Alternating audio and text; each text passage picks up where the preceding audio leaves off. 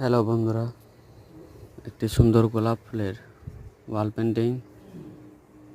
এই কাজটি করেছি পূর্ব বর্ধমানের।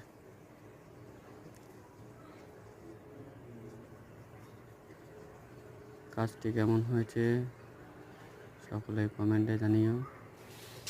কাজটি ছিল গোলাপ ফুলের, আর যে লতার মতো কলকা দিয়ে যে গোলাপ ফুলটি আছে সেটি বাড়ির যে ওনার ছিলেন, ওনার পছন্দ ছিল। আর এই যে গোলাপ ফুলটি দেখছো, এটি আমি আমার নিজের পছন্দের করেছি।